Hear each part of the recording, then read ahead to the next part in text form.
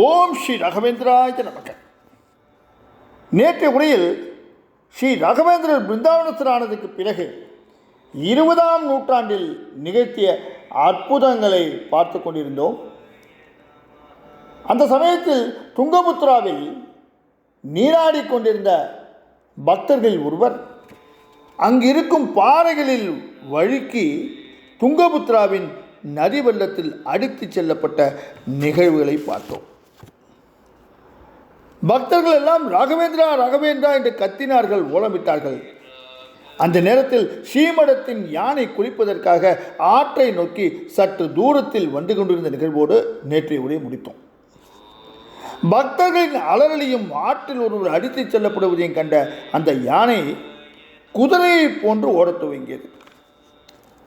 யானையா இவ்வளவு வேகமாக அவ்வளவு பெரிய சரீரத்தை தூக்கி கொண்டு கரடுமுடான பாதையில் ஓடுகின்றது என்று எல்லோரும் வியந்தார்கள்.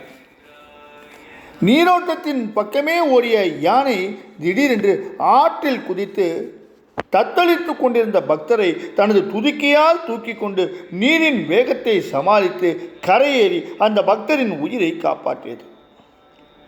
இந்த காட்சியை கண்ட எல்லோருமே இது சாதாரண செயல் கிடையாது, யானை வடிவில் ஸ்ரீ ராகவேந்திரரே வந்து காப்பாற்றியிருக்கின்றார் என்று வியந்து பேசிக்கொண்டு மெய்சிலிர்த்து போனார்கள். எவன் ஒருவன் என்னை உண்மையான பக்தியோடு ஸ்மரிக்கின்றானோ அவனை அந்த வடிவிலேனும் வந்து நான் காப்பாற்றுவேன். அதாவது அவன் நினைக்கும் வடிவாக இருக்கலாம், எந்த வடிவாக இருக்கலாம், எந்த வடிவிலேனும் வந்து நான் காப்பாற்றுவேன் என்று கண்ணன் சொல்வது போல ஸ்ரீ ராகவேந்திரர் யானை வடிவில் வந்து பக்தரை காப்பாற்றினார். இந்த நிகழ்ச்சியானது பல செய்தித்தாள்களிலும் அந்த சமயத்தில் வெளியாக இருந்தது. எதற்காக இதை பார்க்கின்றோம் என்றால், ஸ்ரீ சுவாமிகளின் மேல் பரிபூர்ண பக்தி கொண்டிருந்தால் அவர் நம்மை நிச்சயம் காப்பாற்றுவார். அப்பண்ணாச்சார் ஆனந்ததாசர் நிகழ்ச்சியிலும் மேற்சொன்ன சம்பவமும் இதையே நமக்கு வலியுறுத்தி சொல்கின்றன. இப்போது இன்னொரு நிகழ்ச்சியை கூட நாம் பார்க்கலாம். இதுவும் மிக சமீப காலத்தில் நடைபெற்றது தான். 1985 ஜூலை மாத கடைசியில் இந்த கதையை சொன்ன அந்த சத்யநாதன் என்பவருடைய பெரிய மாமா மகன் குருராஜனும் சின்ன மாமா மகன் மூர்த்தியும் மந்திராலயம் சென்று 3 நாட்கள் சங்கல்ப சேவையை செய்தார்கள். அடுத்த நாள் காலையில் வெகு சீக்கிரம் மந்திராலயத்திலிருந்து புறப்பட்டு திருப்பதிக்கு வந்து பின்னர் அங்கிருந்து சென்னைக்கு திரும்ப திட்டமிட்டார்கள். அதன்படி அடுத்த நாள் அதிகாலை சுமார் 3 மணி அளவில் எழுந்து துங்கபுத்ராவுக்கு இருவருமாக சென்றார்கள். படித்துறை வரை மின்விளக்கு இருந்தது. ஆனால் அங்கிருந்து அரை பர்லாங் தூரத்துக்கு மேல் சென்றால்தான் ஸ்நானம் செய்ய முடியும். ஒரே கும்பிருட்டு. வழக்கமாக குளிக்க செல்லும் இடத்துக்கு செல்லலாம் என்றால் சற்று தூரம் தள்ளி போக வேண்டி இருந்தது. அதனால் இந்த வழக்கமான இடத்தை மாற்றி பிருந்தாவனத்துக்கு பின்பக்கம் சென்றார்கள்.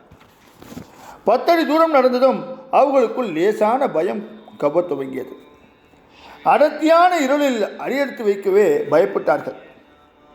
எப்படி குளித்துவிட்டு வரப்போகின்றோம் என்ற அச்சம் அவர்களுக்குள் படர ஆரம்பித்தது. திரும்பி விடலாமா என்று கூட நினைத்தார்கள்.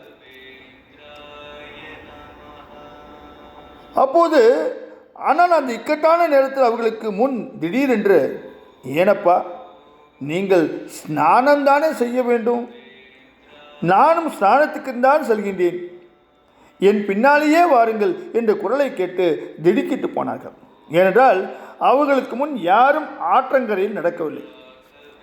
அப்படி இருக்க இந்த மாதிரி ஒரு குரல் கேட்கும்போது பயம் கண்டிப்பாக எழத்தானே செய்யும். அந்த குரலை கேட்டு திடுக்கிட்டார்கள்.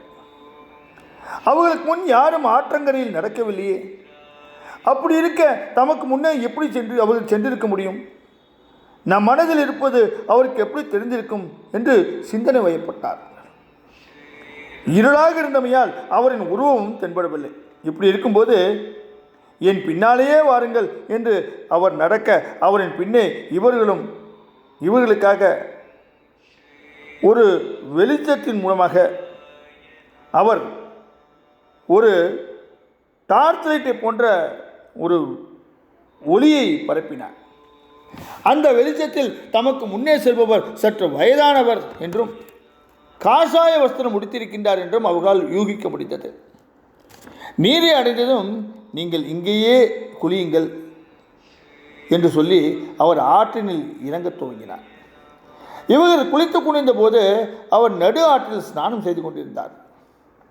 இவர் குளித்த பின்னே கரைக்கு திரும்ப எத்தனித்த போது இவர்கள் 2 பேரும் குளித்த பிறகு கரைக்கு திரும்ப எத்தனித்த போது இவர்களுக்கு முன்னே அவர் நடந்தவாறு ஒளியை பாய்ச்சினாராம். இது எப்படி சாத்தியம்? நம்முடைய கண்ணெதிரில் நடு ஆற்றிலே ஸ்நானம் செய்து கொண்டிருந்தவர் நமக்கு எப்படி முன்னே வர முடியும் என்று சிந்தித்தவாறே அவரை தொடர்ந்து நடந்து வந்ததில் விளக்கு கம்பத்தை நெருங்கி கொண்டிருந்தார்கள். இந்த நிலையில் அவர்களுக்கு முன்னால் இதுவரை தெரிந்த ஒளி மறைந்து போயிற்று. விளக்கு கம்பம் வருவதனால் விளக்கை அணைத்து விட்டார் போலும் என்று இவர்கள் நினைத்து கொண்டார்கள். அதற்குள் விளக்கு கம்பத்தையும் அடைந்து விட்டார்கள். அப்போதுதான் தமக்கு முன்னே வந்தாரே அவர் எங்கே என்று பார்வையை நாலாபுரமும் சுழற்றினார்கள். ஆனால் அவர் எங்கும் தென்படவில்லை. அவர்கள் இருவருக்கும் அந்த நேரத்தில் வேறு எதுவும் தோன்றவில்லை. பின்னர் அவர்கள் திட்டப்படி திருப்பதியிலே சீனிவாசனை 1க்கு 2 முறை, அதுவும் ஒரு முறையில் சுமார் 10 நிமிடங்களுக்கு பெருமாளை சேவித்தவாறு ஒரே இடத்தில் நின்று தரிசித்துவிட்டு வீட்டுக்கு வந்தார்கள். சென்னைக்கு வந்ததும் நடந்த நிகழ்ச்சிகளை எல்லாம் கூறி நாங்கள் சங்கல்ப சேவை செய்தும் சொப்பனமே விழவில்லை, அதனால் மனதிற்கு என்னமோ போல் இருக்கின்றது என்று சொன்னார்கள். இதை கேட்ட வீட்டில் இருந்தவர்கள், உங்களுக்கு சொப்பனம் விழாவிட்டால் என்ன, குருராஜனே பிரத்யட்சமாகி உதவி இருக்கின்றாரே என்றதும் தான் அவர்களுக்கே ஓ அது ஸ்ரீ ராகவேந்தர் தானா என்று புரிந்தது. இந்த நிகழ்ச்சியை இவர்கள் சொல்லும்போது ராகவேந்திர சுவாமிகளே தான் அருளினார் என்று சொன்னார்கள். ஏனென்றால் இவர்கள் சென்ற அதிகாலை 3 மணி வாக்கில்தான் ஸ்ரீ சுவாமிகளும் அனுதினமும் துங்கபத்ராவுக்கு சென்று ஸ்நானம் செய்துவிட்டு வருவார். அதிகாலை 3 மணி சுமாருக்கு ஸ்ரீ சுவாமிகள் துங்கபத்ராவுக்கு பிருந்தாவனத்திலிருந்து செல்வதை பாத குரடுகளின் ஒளியின் மூலம் அறியலாம் என்றும், அதன் பின்னர் ஸ்ரீ மூலராமர் பூஜையை அவர் அனுஷ்டிக்கும் போது எழும் மணியின் சப்தத்தையும் கேட்கலாம் என்றும் ஸ்ரீமடத்தில் இருப்பவர்கள் ஒப்புக்கொள்கின்றார்கள். அதிலும் தனுர் மாதத்தின் போது இந்த நிகழ்ச்சிகள் மிகவும் துல்லியமாக கேட்கும் என்று சொல்கின்றார்கள். ஆகவே ஸ்ரீ ஸ்ரீ ராகவேந்திர சுவாமிகளின் அற்புத மகிமைகளை நாம் சொல்லிக்கொண்டே போகலாம். ஓம் ஸ்ரீ ராகவேந்திராய நமக. ஓம் ஸ்ரீ ராகவேந்திராய நமக. ஓம் ஸ்ரீ ராகவேந்திராய நமக.